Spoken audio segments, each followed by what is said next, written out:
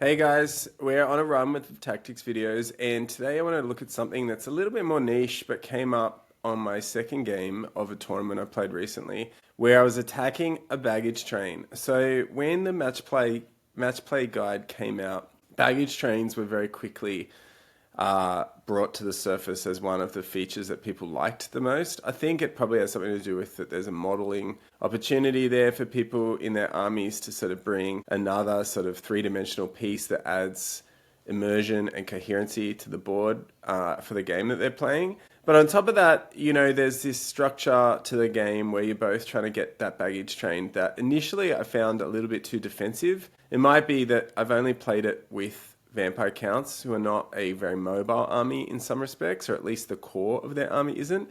So the first game that I played against a baggage train, I flubbed completely. My opponent played really well, but I lost my baggage train, and even though I won the game on kill points, I lost pretty handily because of the bonus that the baggage train gave to my opponent. So the Western Sydney Wargamers who run this scenario made the baggage train worth 3 battle points, which is 750 kill points, which is a lot.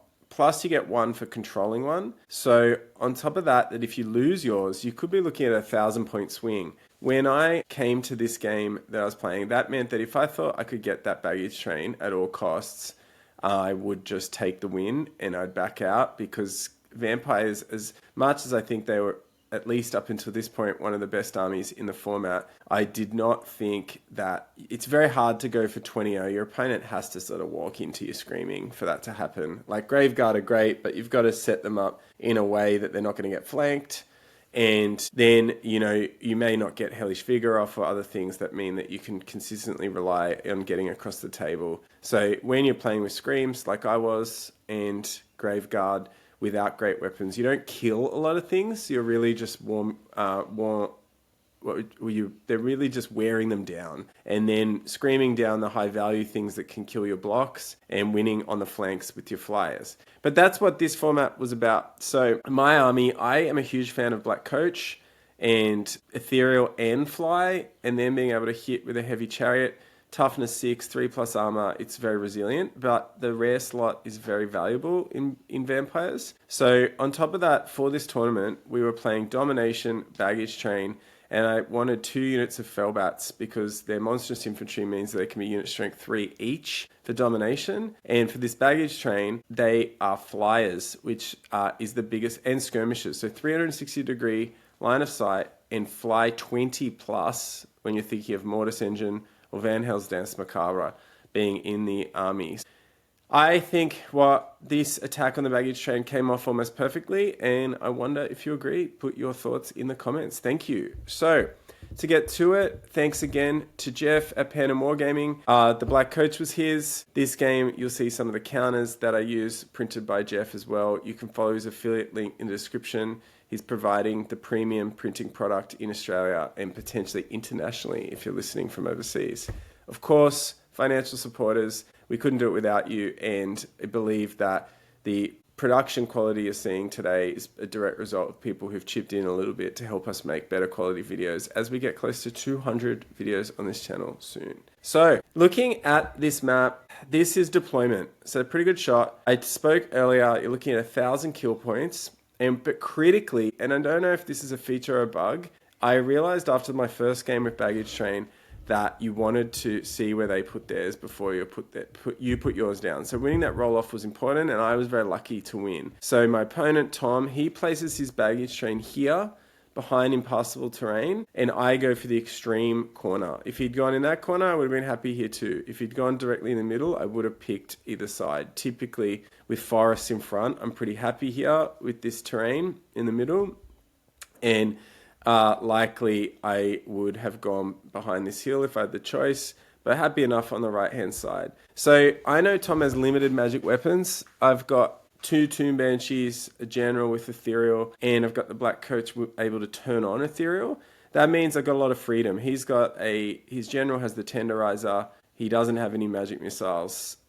That's it, really. So I'm able to move at whim. I'm able to come up with a plan and know that I've got a strong way, a strong means of pulling it off. So VC struggle with baggage train because you can get stretched. They struggle in general, like moving forward as this shambling horde with the bubble of your necromancer being able to bring back things from the dead is really important, or to get them moving with Hellish Vigor. You cannot run wide like you can with some fast armies like elves or chaos. So and units can't really operate independently. In this sense, the Black Coach can, but the plan I had was to sort of, once I knew where his baggage train was and Tom was laying Noblars to protect them, I was mostly concerned that he would put some of his units in this space here to the left, and then I wouldn't be able to just quickly sneak around and get it. So my plan during deployment was, he made some comment about wanting to know where my Grave Guard were going to land, and so I thought, okay, I'll put them down second last and keep him guessing before Black Coach comes down. But really, I wanted my Black Coach to come down last because I knew that otherwise, like, deployment has a lot of finesse in it, and the way to sort of do it is sort of like how people play competitive chess now. They tend to play a position that transposes into another position, and hope that you make a mistake on the way. That I think early on in Old World, I was making too many errors in overreacting to what my opponent does. You need your own strategy, because Warhammer is a strategic game. You have a lot of synergy between your units, and the first 2 turns are often about coordinating those synergies before you have to hit the battle lines and let the dice lay as they may. So in many senses, your default strategy is going to exist, and you don't want to reveal that as early as possible, but you might be able to put units in particular places that make it look like you could be doing other things. And one of the ways I do that is by putting the Fellbats down first. So the 2 units of 3, chaff is a good way to look at it. You can just, even though my infantry units sort of have to run together, I put the Fellbats often on the extremes of the board to make it look like I'm going to do something, even though they're a generally inconsequential unit. So those skeletons came down on my far right flank because they were the worst unit in my army. Another tip with deployment, that you can put them down first. So going after them is tough, like a waste of time. You're not going to be able to hit them from the right flank. The board is going to hold that up for them. But they guarded my baggage train. I then put bats down to disguise what I was doing. And then I'd already decided, look, I was going to have to put everything in this corner and just move slowly across, depending, in case I don't roll Hellish Vigor, I couldn't take any risks, and use this forest as the launching point for Wailing Dirges if I would have to. So if I had to protect anything if things didn't go so well. I would have liked to have put the Terrorgeist somewhere more aggressive, like over here, but I knew he had the Sky Cannon, and I wanted to respect it. I couldn't run it far away from my Necromancer or my either Necromancer to be able to bring back those wounds. And also I needed to keep the Wailing Dirges together, because if he pushed forward with that Ogre Death Star, for which he was running Arcane Urgency, I needed to make sure that I could smash it with multiple units, or it is one of those units that could one-shot the Grave Guard if I left them alone. Also, I was just concerned the Lead Belchers, if you're playing Renegades 1.5, they're quite good. And I needed to, if they stuck around, they had a chance of, if the Black Coach came through unethereal, of charging it and doing some damage and winning on combat res. So, or solid shotting from very close range, and potentially if I could multi-wounds too, got through, out there, it was out there on its own. But generally, the thesis here was that this Black Coach could start behind the hill, so avoid getting hit by the D3+1 cannon, get ethereal if I didn't get first turn, and smash this line straight in a row into the Noblars, and then come around to the baggage train. The Fellbats could go around, block line of sight from this forest, and then skip 20 in as well. And then if they could, the Flyers and the Terror and the Ethereal combined together to just outmaneuver my opponent. This, I think, has some nice undertones, if you like Star Wars, to the trench run in Return of the Jedi or A New Hope, where there's a distraction being created on this side of the board so these guys can go in and get the job done and get out. And that's sort of what happened in this game. So if you look at the first shot, I did get the first turn. And overall, I was pretty lucky with spells in this game. I got Hellish Vigor off all of the rounds that were meaningful before we called it, when it became obvious that I was going to retreat. So I've moved forward on the right flank, but I've called this ethereal and marched 20 inches straight up the guts. But it stays ethereal on his turn, and he can't do any damage, with the ogres who could shoot at it. So on the second turn, I am going to charge these guys. So I need to make sure, and Tom did some maneuvering, which meant that it wasn't going to be a long charge. And we did talk through that, like, I could charge in as Ethereal, and then I'm probably going to lose on res, but because it's fly 10, both versions of this, the Black Coach don't have Swift Stride, which is such harder work than having Swift Stride in this format. So when you don't have Swift Stride, you really can fluff rolls. And I think if I'm unethereal, I'm going down to 8 movement. So the Terror check was going to be really important. I think I end up about 12 or 11 inches away. And the idea here is what happens if he passes that Terror check? Can I win combat and drive them off because they're Horde, close order, and start at unit strength 10 outnumber? And infantry, they're going to end up +6 to begin with. Now that's possible. They're Noblars that I kill more than 6, but if I whiff that chariot roll, I might not if I get a 1 or a 2 there. So fortunately for me, they fail on the 6. So that terror check. This was a really big deal. I think he rolled a 7 and they had to flee, or he rolled a 6 and we found out they were leadership 5. And the Noblars flee essentially, and they flee off the board. Huge result for me to begin. My chariot is then able to move its charge move, and what happens is I'm able to say, so if you knew those fell bats had said we're going to be on the other side of the forest, because the Noblars I got rid of, I'm now able to march the fell bats through their 20 inches, hide them behind the line that the Black Coach gets to from these advancing lead belchers who have sort of realized what's going on. And I don't know if ogres are dim-witted, they don't seem it, they've maneuvered into a spot, and they're going to try to get shots. But my fellbats are going to be protected by the terrain here and the Black Coach's base from being shot at. So I feel like the Black Coach, even though it's no longer ethereal, toughness 6, 3+, this is where this came into its own in this game. So yeah, the Terror check, really big deal. Ran them off the board and moved into the space because it's not a failed charge. I'm moving my actual charge move, the 8 plus the high roll, which ended up being pretty decent.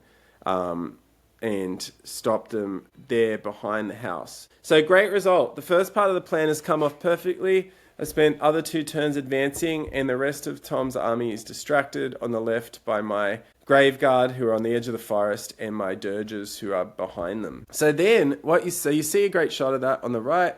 I've just thrown down a crystal column because I can, and that's stalled any sort of attempt for him to charge my front. I think, got the better of the spell casting and dispelling here in this format, even though he had a level 3 in that block. But you can see the Black Coach, a bird's eye view, perfectly protected here. They're going to wheel around and get a few shots off through the cover, but not enough to do any damage. And the Black Coach is then in position. So what I'm able to do the next turn, so I don't want to take any risks here. I could wheel it around, get it into combat, but what would happen then if I don't do it is I could get charged by these Noblars and lose. So at that point, you can see in the second shot, Tom has reformed them into the ranks, so they're good for res. Those throwing weapons didn't do a lot in the game, but the fellbats, I just reorient everything, take my time. I know I'm in the best position and I'm 1 unit of Noblars away. I don't want the fellbats to be shot at, so I position the ethereal Black Coach to protect those bats, and both of them are going to move onto the objective next turn. So that's what happens. The Black Coach can then be seen, the lead belchers wheel around again and get some more shots, but the Black Coach is protecting those fellbats, and it means that being ethereal, he can't take any damage. From there, so there's a shot of that plan coming into action. I'm able to, Tom moves forward, so the baggage train is not it's not impassable terrain. So I think it is difficult terrain, that's all, but as for all other intents and purposes, it just sits there. So he moves his Noblars forward, I'm able to charge them with the Black Coach, and again, he fails his terror test and runs away. They're running in a direct line this time, so they can't go off the board. But it means that the Black Coach, incredibly, is able to sit in base contact with the baggage train when it moves forward for that charge. It's no longer ethereal, and the fellbats are also able to come forward, and I'm able there, if you look in the second image, they have lined up so they're in contact. I only need, incredibly, because they're unit strength 3 each, I only need 2 of them to survive to be able to destroy the baggage train. So, but then Tom goes to great lengths with a variety of things. The game at this point, we know I'm going to kill the baggage train. Can he go through a series of steps with his various missile fire and improbable scenarios to try to drive some of them off the train, like off the coach, who's no longer ethereal because it had to make a charge, and the Fellbats down to 1 to not kill the baggage train. It was pretty much statistically improbable, but we went through the motions, and he did end up killing 2 of the bats. But that meant the black coach would start its turn there. I would make it ethereal, and it would just kill. It would kill the baggage, destroy the baggage train, and then be able to sort of start to fly away again out of charge arcs. So that's what happened. It was a very interesting game, and you could see like that. If you have a plan, sometimes a scenario game is worth playing because you have to come up with different tactics and different strategies, and when you go for a tournament, you've got to make sure that you're able to have an army that can play each of the missions well and it has some sort of strategy. The baggage train does promote defense, but I think if you're looking for a default plan against it, you want to try to hit the weaker side of the baggage train if you can. Some armies are not going to just win more, which is one of the problems with baggage train, where someone destroys an army and then gets through and destroys the baggage train as well. We've talked a lot on this channel about 20-0s and what we think we think they come from. But you are going to need highly mobile units. They're critical. And sadly, not every army, let's look at dwarfs who need to rely on gyrocopters really to be relevant these days. To beat a baggage train, you've got to be able to go and do that. Maybe they need to restrict them from being so far back in the board. Getting 2 units in base to base is critical. If you can get 2, it's very difficult to drive them away. Now, if those lead belchers weren't there, I probably would have put the Fellbats in base to base at the back, but I had to I thought I'd give him less of a shot with the cover provided over here, and having the 2 flying units working in tandem, one of them worth only 45 points, was a really big deal. So I am not a massive fan of baggage train. I think Tom and I agreed, and in my experience playing this so far, that you need some other types of incentives to come forward. It can be very drawish otherwise, which I'm against in practice. I think this isn't the sort of game that you want to be drawish Warhammer. It takes too long to play. I think you need a bit more excitement. But I could see, and in general, I think what the match play guide did in improving infantry and having secondary objectives does create that incentive to come forward, which, given the power that gun lines and some attacks from range now have, is really important for the ongoing viability of Old World as a competitive pursuit. But yeah, I hope you learned something today. The baggage train is one of those scenarios that diverges a bit more widely from the other scenarios that are out there. And this, I thought, was a really good execution of what I was trying to achieve. I'd said to Paddy before the game, before the tournament, that I was mostly worried about this second scenario and having an army that would be much better placed to win baggage train. In the end, I think I probably had more of the tools in this, and I sort of pulled off the plan that I needed perfectly. So thanks again, guys. We'll see you next time.